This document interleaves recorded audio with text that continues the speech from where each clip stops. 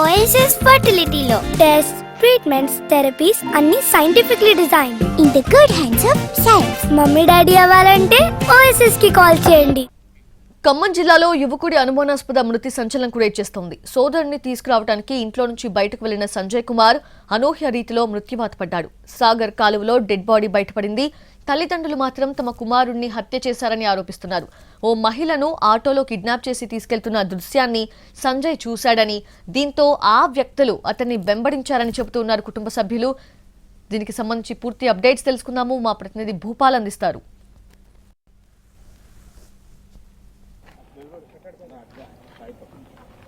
మనం ఇప్పుడు సంజీవ్ కుమార్ ఇంటి దగ్గర ఉన్నాం.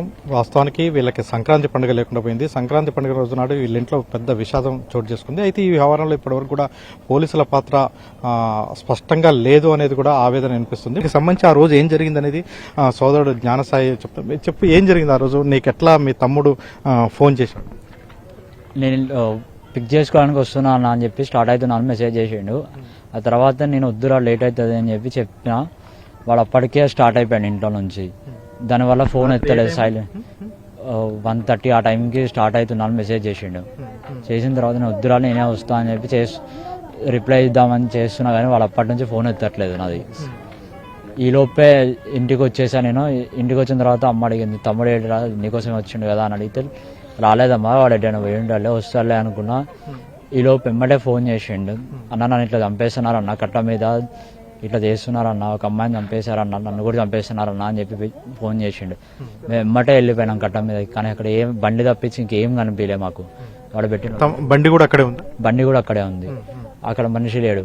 వాడి పోయి చూస్తే లొకేషన్ ఒక్కడే ఉంది. ఎక్కడ మొత్తం చుట్టుపక్కలంతా ఎదిగినాం. ఎమ్మటే పోలీస్ కంప్లైంట్ ఇచ్చినాం. పోలీసు వాళ్ళు వచ్చి చూస్తున్నామని చెప్పి అక్కడే ఉన్నారు తప్పించి అక్కడ నుంచి ముందుకు లీడ్ ఏం లేదు మాకు. వస్తాడు తమ్ముడు ఏం కాదు ఏం చేయరు అది ఇది అని చెప్పారు. ఇంతవరకు లేదు. నిన్న సాయంత్రం కూడా మాకు తెలిసిన వాళ్ళు ఎవరో ఉంటే చెప్పారు, ఇట్లా ఇక్కడ కనిపించిండు అన్న అని. ఫోన్ చేస్తే వెళ్ళినాం. ఇప్పుడు బాడీని చూశారు కదా, ఏమనిపించింది? వాడిని అయితే కొట్టి చంపారు. ఘాట్లు అన్నీ ఉన్నాయి దాని మీద, అన్ని ప్రూఫ్ అంతా ఉంది. అదైతే సూసైడ్ అయితే కాదు, మర్డర్. కంపల్సరీ సూసైడ్ చేసుకున్నంత పిరికోడ్ అయితే కాదు మా తమ్ముడు. దీనికి సంబంధించి అంటే మీకున్న అనుమానాలు ఏంటిది? ఈ ప్రాంతంలో ఏంటి గంజాయి బ్యాచ్ మీద ఏమైనా అనుమానం ఉందా? ఏంటి పరిస్థితి? ఆ గంజాయి బ్యాచ్ అయితే ఉంది కంపల్సరీ. ఇక్కడ చాలా ఉంది. ఎవరు పడితే వాళ్ళు వస్తారు. ఎవరికి వచ్చినా చూడటానికి ఎక్కడ దారిలో సీసీ కెమెరా కూడా లేవు. ఇక్కడ పోలీసు వాళ్ళు కూడా పెట్రోలింగ్ సరిగ్గా రావట్లేరు. ఏమైంది? ఏమైంది పిల్లగాడిని ఆటోలో ఎక్కించి పిల్లగాడు అమ్మ సెంటర్ దగ్గర ఉన్నా. నేను నన్ను కాపాడు అన్నయ్య అని పిల్లగాడికి మెసేజ్ పెట్టిండండి. పిల్లగాడిని తీసుకుపోయారు అక్కడికి, సాగర్ కాలం వెనక్కి తీసుకెళ్లారు పిల్లగాడిని. మాకు అక్కడి వరకే మెసేజ్ పెట్టిండండి. పిల్లగాడు అక్కడి నుంచి మెసేజ్ ఆఫ్ చేశారు మాకు. ఇక అప్పటి నుంచి పిల్లగాడు ఆచూచూలు లేవు. ఇంతవరకు పోలీసు వాళ్ళకి చెప్పినాం కానీ వచ్చి ఎతకలేదు. అదన్నారు ఇదన్నారు, బండి అన్నారు ఇదన్నారు, ఏం చేయలేదు. వాళ్ళు చేసే పని చేశారు. మా పిల్లగాడు మా చేతికి రాలేదండి. ఇవాళ నా కొడుకే అన్న, బావగారి కొడుకే అన్నాయి. రేపు నా పిల్లలకి అన్యాయం జరుగుద్ది. ఎవరు బాధ్యులండి? మాకు ఒక సీసీ కెమెరా కావాలా.